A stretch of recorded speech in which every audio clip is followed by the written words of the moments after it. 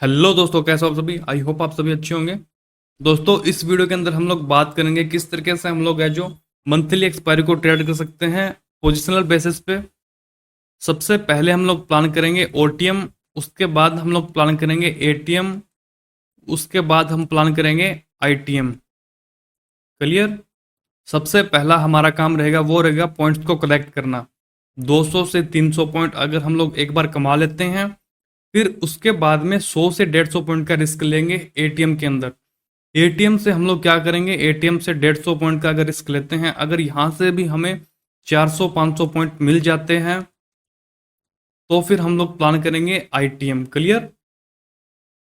यहाँ पे हमें 1000-2000 या फिर इस पॉइंट्स को हम लोग आगे से आगे बढ़ाते रहेंगे। इस तरीके से हम लोग प्रॉफिट कमाते रहेंगे। सबसे पहला हमारा काम होगा कि हम लोग दूर रह के ओटीएम प्लान करेंगे और ओटीएम करके पैसा कमाएंगे। तो दोस्तों, ओटीएम हम लोग किस तरीके से प्लान करेंगे, हम लोग प्लान करेंगे जैसा कि यहाँ पे मैं कैंडल बना देता हूँ।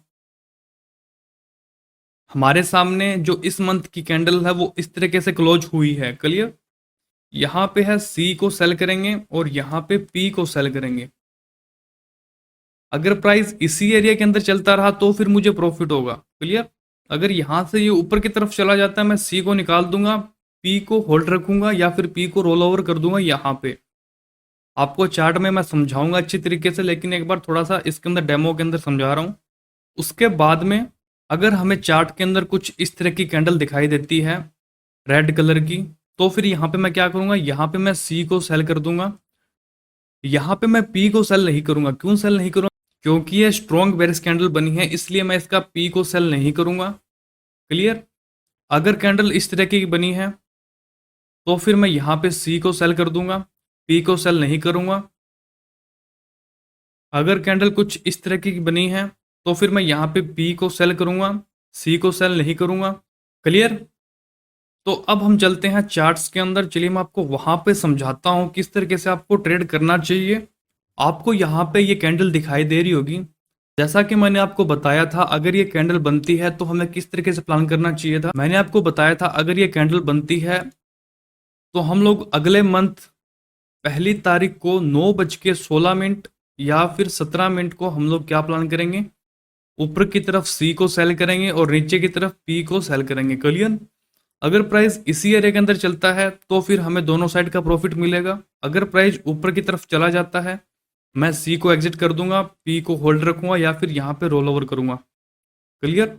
लेकिन इसने यहाँ पे क्या किया है, मान के चलते हैं कि इस मंथ की पहली तारीख को मैंने यहाँ पे सीई और पीई को सेल कर दिया। क्लियर। प्राइस है जो स्लो एंड स्टडी नीचे की तरफ आ रहा है, आ रहा है, आ रहा है और प्राइस यहां तक आ चुका है। क्लियर। मैं यहां पे क्या करूंगा, मैं यहां पे सीई को यहां पे रोल ओवर कर दूंगा, यहां से एग्जिट करके यहां पे रोल ओवर कर दूंगा, यहां पे सी को सेल कर दूंगा, पी को यहां से निकाल दूंगा। क्लियर। इतना पॉइंट समझ में आ गया। जैसे प्राइस और नीचे की तरफ जाएगा तो मुझे यहाँ पे प्रॉफिट मिलेगा। यहाँ पे ये मंथ क्लोज हो चुका है तो फिर ये मंथ है जो हमें प्रॉफिट देकर गया है, ना कि लॉस देकर गया है। क्लियर। अब हम लोग बात करेंगे इस कैंडल की। दोस्तों, ये जो कैंडल बनी है ये बनी है स्ट्रॉन्ग बेरिश कैंडल। मैं यहाँ पे प्लान करूंगा सीई को। मैंने यहाँ पे 23,800 की सी को यहाँ पे सेल कर दिया। मैं इसको होल्ड रखूंगा। कब तक होल्ड रखूंगा? जब तक ये नीचे की तरफ जाता रहेगा। लेकिन इसने क्या किया, यहाँ पे ओपन हुआ, ये थोड़ा सा नीचे की तरफ गया था, मुझे थोड़ा बहुत प्रॉफिट दिखा था यहाँ पे। लेकिन इसने क्या किया, इस कैंडल का जो 50% यहाँ पे एरिया है, ये इस एरिया से ऊपर की तरफ जाने लगी। तो फिर मैं यहाँ पे क्या करूंगा, मैं यहाँ पे पीई को ऐड करूंगा। क्या करूंगा, मैं यहाँ पे पीई को ऐड करूंगा।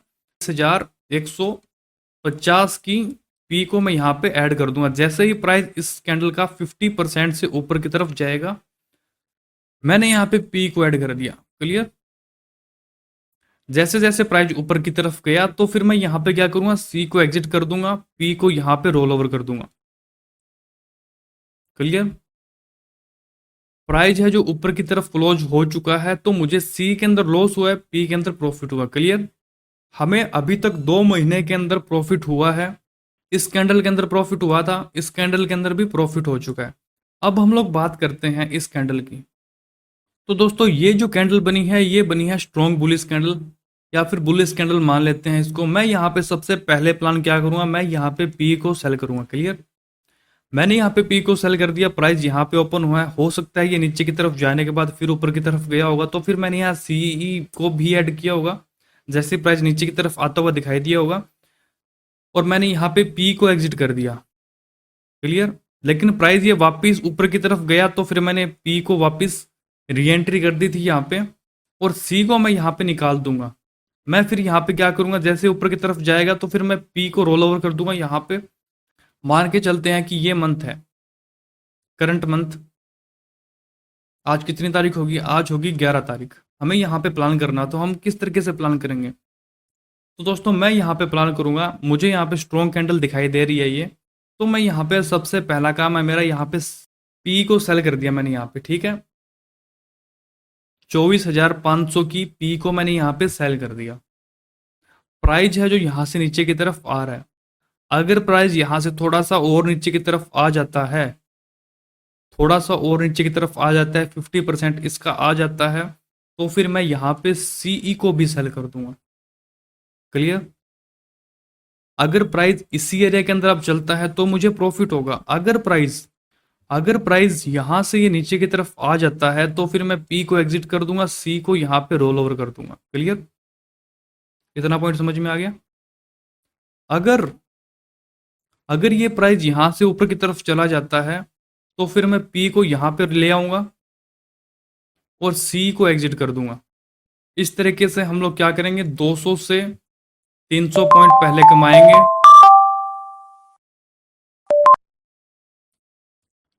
इस तरीके से हम लोग दोस्तों 200 से 300 पॉइंट पहले कमाएंगे। उसके बाद में हम लोग क्या करेंगे, उसके बाद में एटीएम प्लान करेंगे। एटीएम आपको बताऊंगा किस तरीके से प्लान करेंगे, लेकिन मैं थोड़ा बहुत आपको बता देता हूं। जैसा कि यहाँ पे रेंज ब्रेकआउट अगर हमको दिखाई दे रहा है, इस तरीके का कोई पैटर्न दिखाई दे रहा है, तो फिर हम लोग नीचे की तरफ जैसे ही प्राइस जाएगा तो मैं यहाँ पे सी को सेल कर सकता हूँ और इसको होल्ड रख सकता हूँ। मान के चलते हैं कि हमारे पास 200 पॉइंट आ गए हैं, और इंट्राडे के अंदर मैं यहाँ पे चेक करूंगा 15 मिनट के अंदर किस तरीके से प्राइस चलता हुआ दिखाई दे रहा है। मैं आपको समझाऊंगा आने वाले वीडियोस के अंदर, लेकिन 15 मिनट के अंदर हम लोग चेक करेंगे। यहाँ पे रेंज ब्रेकआउट हो रहा है साइडवेज मार्केट जाने के बाद में, या फिर हमें कोई प्राइस एक्शन दिखाई दे रहा है, या फिर कोई नेगेटिव कैंडल स्टिक्स पैटर्न दिखाई दे रहा है जिसकी वजह से प्राइस नीचे की तरफ आ सकता है, तो फिर हम लोग किस तरीके से इसको प्लान करेंगे, हमारा रिस्क पार्ट रेशियो किस तरीके से होगा। मान के चलते हैं कि हम लोगों ने यहाँ पे 200 पॉइंट कमा लिए हैं, तो फिर मैं 100 पॉइंट्स का यहाँ पे रिस्क लूंगा। क्लियर। 25 पॉइंट एसएल रहेगा और सामने रहेगा मेरे 200 पॉइंट का टारगेट, यानी कि 25 पॉइंट का मेरा एसएल रहेगा और सामने रहेगा 100 पॉइंट का टारगेट। इस तरीके से हम लोग प्लान करेंगे। एटीएम के अंदर मैं किस तरीके से प्लान करता हूँ, मान के चलते हैं कि मैंने यहाँ पे सेल कर दिया है 75 रुपये पे निफ्टी को, कोई भी ऑप्शन मान के चलते हैं, निफ्टी को मैंने सी को सेल कर दिया 75 रुपये पे। अगर ये 75 से 50 रुपये तक आ जाता है तो फिर मैं इसको होल्ड करके घर पे लेके जाऊंगा। क्लियर। अगर इंट्राडे के अंदर आप ऑप्शन सेलिंग कर रहे हो और आपको पता नहीं है कि आपको कब इसको घर पे लेके जाना है, अगर प्राइस आपका 20 से 30% प्रॉफिट दे चुका है तो आप इसको घर पे लेके जा सकते हो। अगर गैप अप या फिर गैप डाउन ओपन होता है तो फिर आपको थोड़ा सा एक चांस मिल जाएगा कि आप बच सकते हो वहां से। क्लियर। अगर प्राइस साइडवेज चला जाता है उस दिन तो फिर मैं इसको प्रॉफिट बुक करना पसंद करूंगा। अगर 20 से 30% ये मुझे प्रॉफिट दे रहा है तो फिर मैं इसको बुक कर लूंगा। अगर इससे ज़्यादा है तो फिर मैं इसको होल्ड करके घर पे लेके जा सकता हूँ। आने वाले टाइम के अंदर मैं आपको बताऊंगा एटीएम पे हम लोग किस तरीके से ऑप्शन सेलिंग करके पैसा कमा सकते हैं। हम लोग एटीएम प्लान करेंगे, उसके बाद में हम लोग इन द मनी प्लान करेंगे। इसके अंदर थोड़ा सा रिस्क ज़्यादा होता है, ओटीएम के अंदर रिस्क कम होता है। इसके अंदर मीडियम रिस्क होता है एटीएम के अंदर। जहाँ पे रिस्क ज़्यादा होगा वहाँ पे आपको पैसा भी ज़्यादा कमाने को मिलेगा। जब तक आप लोग कमाया हुआ पैसा उसका 50% आप लोग ट्रेडिंग के अंदर नहीं लगाओगे तो फिर आपका अकाउंट ग्रो नहीं होगा। अगर आपने मान के चलते हैं कि इस महीने के अंदर आपने 20,000 प्रॉफिट कमा लिया है, तो आप कम से कम 10,000 का रिस्क लो इसके अंदर। 10,000 का रिस्क एक ही ट्रेड के अंदर मत लो, 10,000 का रिस्क है जो 2-2 हज़ार रुपये करके लो। इसके सामने रिस्क वाटर रेशियो होना चाहिए, रिस्क वाटर रेशियो 5। अगर आपका 2,000 जा रहा है तो आपको 10,000 मिलना चाहिए। इस तरीके से आप लोग प्लान करो। अगर आपका 2 ट्रेड भी सही चला जाता है तो आपने यहाँ पे 20,000 का प्रॉफिट कमाया था और 2 ट्रेड आपके यहाँ पे सही चले गए तो आपका ये कैपिटल है जो 40,000 बन जाएगा। इस तरीके से अकाउंट ग्रो होगा। अगर आप लोग करना चाहते हो, प्रॉफिट कमाना चाहते हो, स्टार्ट करो स्लो, फिर धीरे धीरे स्पीड बढ़ाओ, धीरे धीरे आपका अकाउंट ग्रो होगा।